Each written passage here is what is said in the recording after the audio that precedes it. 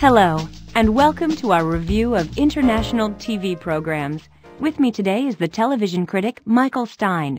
So, Michael, what interesting foreign TV shows have you seen recently? I saw a British series called That'll Teach 'Em. I must say, I found the whole series absolutely fascinating.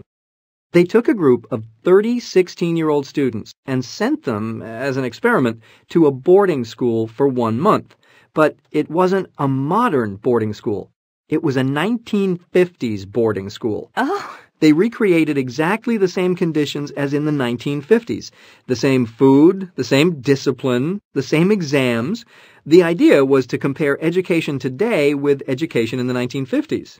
Well, I bet it was a shock for today's teenagers. Well, it was, of course. It wasn't just the classes, it was the whole atmosphere. I mean, they had to wear the uniform from the 50s, horrible, uncomfortable clothes. They hated them.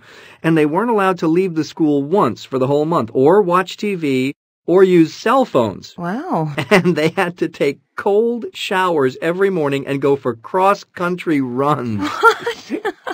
Well, what was the worst thing for them? The food, definitely. Most of them hated it.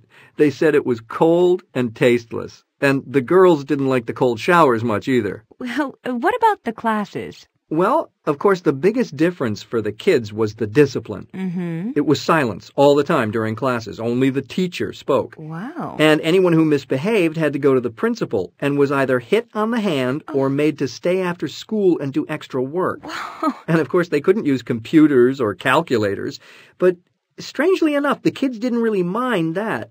And in fact, most of them found the classes interesting. Some of them said they were more interesting than their normal classes. Really? They had to work very hard, though. So, what happened in the end? Did they pass the 1950s exams? No, most of them failed. Really? Although they were all really bright kids. There was only one student who actually passed all the subjects. So, do you think that school subjects really used to be harder in the 1950s? No, I think that the kids failed because the exams in the 1950s were very different. The students in the program will probably do very well in their own exams.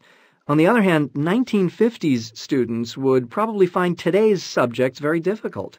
Well, how did the kids themselves feel about the experiment? They were really positive. In general, they had a good time, and they all felt they learned a lot. I think it made them appreciate their own lifestyle more. Some of them actually said it was the best month of their lives. It was an interesting experiment, and the program was really well made. I really enjoyed watching it.